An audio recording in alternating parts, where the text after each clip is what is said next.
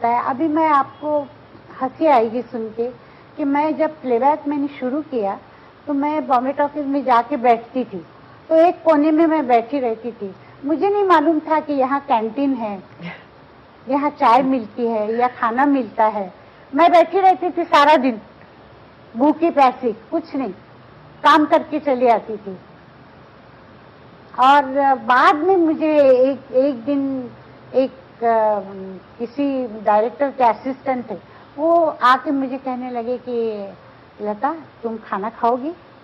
मैंने कहा यहाँ खाना कहाँ से आएगा, अभी घर जाके ही खाना खाऊंगी। कहले नहीं नहीं तुम चलो, मेरे साथ चलो, मैं तुमको खाना खिलाता हूँ। तब मुझे मालूम हुआ कि कैंटीन होता है स्टूडियो में। नहीं तो मैं एक अपने कमरे में बैठी रहती थी। मैं बिल्कुल।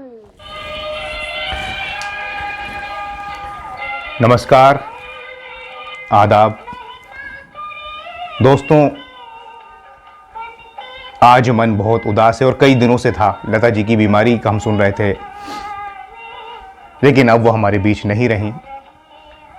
लेकिन ये भी एक सच्चाई है कि उनकी आवाज़, उनकी रूह, उनकी दुआएं, उनका आशीर्वाद हमेशा हमेशा हमारे साथ रहेगा। उनके बारे में बहुत कुछ कहा जा सकता है, सबको मालूम है, कोई बताने की ज़रूरत नहीं।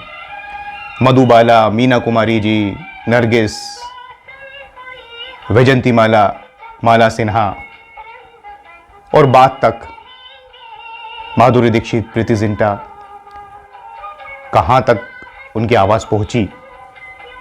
हमेशा जूनियर आर्टिस्ट की मदद करती हैं। कभी ये नहीं बताया मैं कितनी महान हूँ। न सिर्फ हमारे देश की शान बल्कि पूरी दुनिया में इज्जत लता जी की। क्या क्या लोगों ने उनके बारे में कहा है, कितने सम्मान। हमारे माँ बाप, उनके माँ बाप, कईयों ने लता जी को सुना, उनके साथ सुख बांटे, दुख बांटे। बहुत तवील उनका करियर रहा।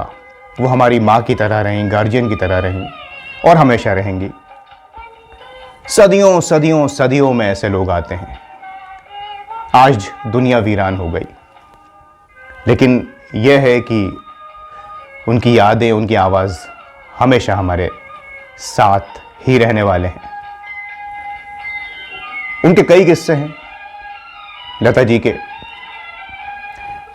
दिलीप कुमार साहब को अपना भाई मानती थी। दोनों भाई बहन चले गए 6 महीने में। दिलीप साहब गए पिछले साल और लता जी अब 6 फरवरी को। रफ़ी साहब के साथ, किशोर दा, मुकेश जी, हमेशा इन लोगों की तस्वीरें हम देखते रहते हैं। मधुबाला तो कहती थी कि मेरे गीत सिर्फ लता जी ही गाएंगी। ऐसे कई किस्से हैं। रसिक बलमा, एक फिल्म चोरी चोरी फिल्म का, राज कपूर साहब और नरगिस। महबूब खान, मदर इंडिया के डायरेक्टर, जब अमेरिका में बीमार थे तो वहाँ उनको रिकॉर्ड नहीं मिला इस गाने का, रसिक बलमा। तो लता जी को फ़ोन किया कि मुझे ये गीत टेलीफोन पे सुना दो, रिकॉर्ड नहीं मिल रहा अमेरिका में, मैं बीमार हूँ, यहाँ इलाज कराना आया हूँ। आप यकीन जाने, लता जी ने उनको टेलीफोन पे वो गीत सुनाया और महबूब खान साहब ने कहा मेरा दिल जब करेगा, जब मैं फ़ोन करूँगा, मुझे ये गीत सुनाना। तो लता जी ने उतनी बार, जितनी बार उन्होंने फ़ोन किया, ये गीत टेलीफोन पे उन्हें सुनाया। ऐसी लता जी आज हमारे बीच नहीं हैं, लेकिन फिर कहूँगा कि उनकी यादें, उनकी आवाज़ सदियों तक रहने वाली है। बहुत कुछ कह नहीं पाऊँगा।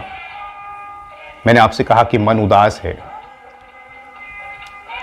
रहें ना रहें हम, आपकी नज़रों ने समझा प्यार के काबिल मुझे, ए दिले नादां। बस आखिर में इतना ही कहना चाहूँगा कि लता जी,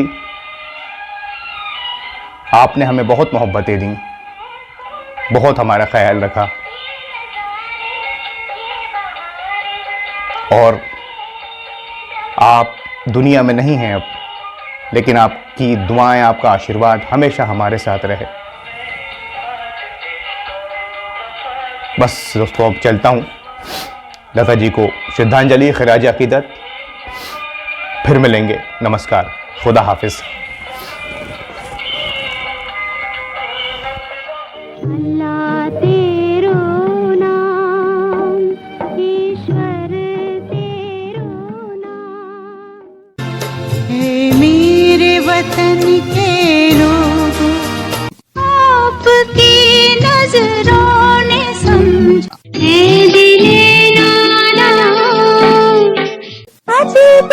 लिखता हूँ प्यार के काबिल मुझे रसिक बलमा।